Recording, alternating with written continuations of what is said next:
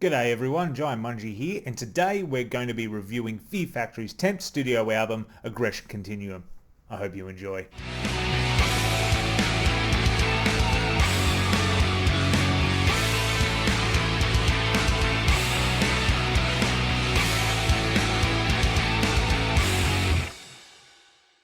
Finally, after 6 long years, we have the new Fear Factory album, and I'll tell you what, the guys didn't disappoint with this one. If you didn't already know, there had been some legal battles which led to the delay of this album getting released. The past band members were suing current band members, and it was a whole mess. If you want to go into it, Google it, because I could make a whole other video on this, and frankly, I just don't have the time to go into that.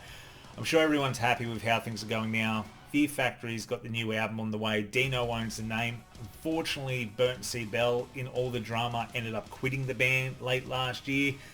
But if this truly is the last time we hear Burton on a Fear Factory album, he's done a good job and has left on a high note.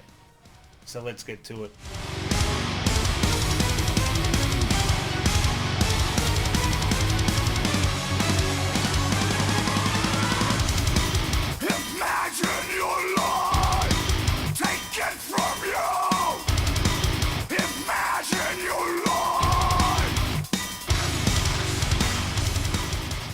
The opening track on this album, Rico, really sets the tone with that voiceover at the start, setting up the whole story of the album. It's man versus machine, very Terminator-y. If you know Fear Factory, that's kind of the gimmick, and there's nothing wrong with that. Boys, you do it perfectly.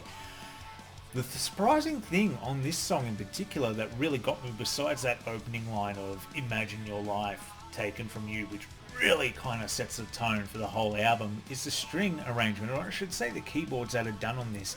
Very uplifting and epic, not something you'd expect necessarily from Fear Factory, even though we're quite used to them having these keys in their songs. I really suggest, if you're only going to listen to a couple of songs from this album, definitely start with this one first, because this really sets the tone of the album, and if you don't want to listen to the whole album after this, then I'm shocked. Like, what else can I say? After that, we kick right into the first single of this album, Disruptor!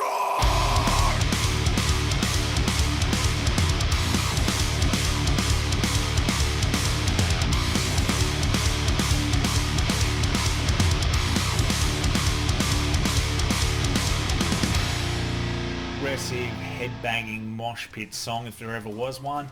Nice little chorus, nothing big and powerful, but it carries through the song. I really like this song. I wouldn't have picked it as the lead single, but I put the best song up first because, you know, you don't want to give everything away, do we? Then we continue on. Third track, Aggression Continuum. Heavy song. Now this is great. If you're looking for that old school Fear Factory just screaming at you with some melodic parts towards the end, this is the one. Great song, great name for the album, couldn't have gone wrong, love it. And then we switch gears a little bit.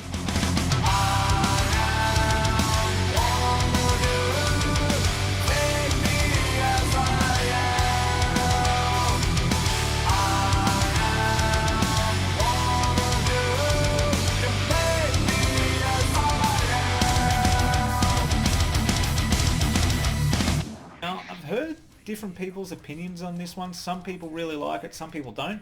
This is one of my favourite ones because what Fear Factory have done on this album, and credit to them, was really break up the flow. So we open with this big epic song, heavy, of course, heavy, and continue down that path in Disruptor and the title track.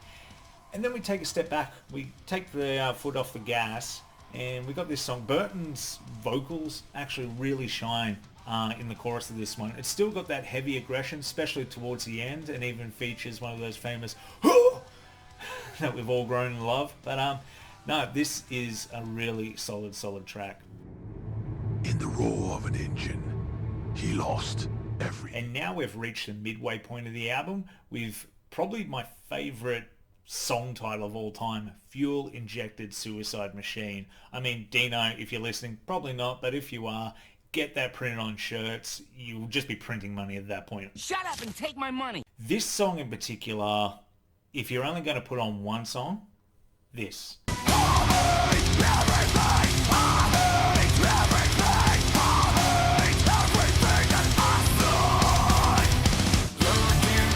my eyes and you will see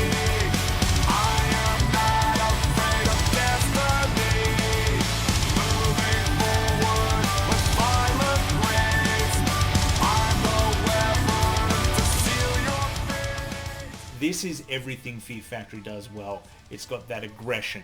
It's got the epic choruses. It's got the epic, I guess you'd call, bridge where the vocals shift and change. It's just 10 out of 10 the whole way through, and beautiful arrangement of, once again, strings / keyboards to finish it off, which you wouldn't expect in this song, but it actually really fits it, which is good, because when we come over to the next song, Collapse, which is, don't get me wrong, a good song, not a great song. It was hard to follow this on this song anyway. Real heavy, but we move on to Manufactured Hope after that. That one's a bit more thrashy, not thrash metal, but it's got thrash, a bit of speed. Kind of think Mechanized of 2010's album. This is another highlight track for me. Then we move on. We're getting towards the end of the album now with the ninth track coming up, which was the original leaked artwork back in 2018 called Monolith. Now, this is probably the softest song on the album. This is another one that could tear people both ways. You're either going to love it or you're going to hate it. I really like it. Once again, like I said, it breaks up the flow of the album. Just when you think it's all 100 miles an hour, we kind of step back a bit before launching again. Nice little solo on this one too.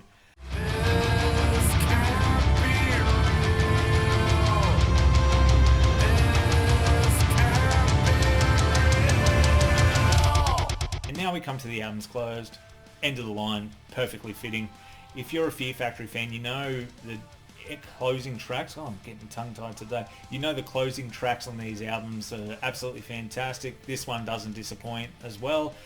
I was thinking with the length when I looked on my CD that it was going to be more of a final exit, expiration date, resurrection type of song. It's not. It's heavy. It still has those uplifting vocal ballad points, but nothing to that level, which I was a bit upset with when I first listened to it, because I was expecting a final exit. I kind of wanted that epic carry on, but the more and more I listen to it, the more and more this song is growing on me, and I can understand why they use that as the last track on the album. Now, I've got to say, if this is Bert's last hurrah, don't know why I'm talking so slow. Here we go. If that was Bert's last hurrah with Fear Factory, he went out on a bang. What a perfect swan song for him. I'm sure the guys will continue on. I personally don't believe Burton will be back. He's got Ascension of the Watchers, completely different to Fear Factory, but I really dig it. So go check those guys out if you want. But yeah, I guess for me, I give this 9 out of 10. It's not perfect, but there are very few perfect metal albums in this world. I'd probably rank this up there with my top 3-5 favourite Fear Factory albums. You know what?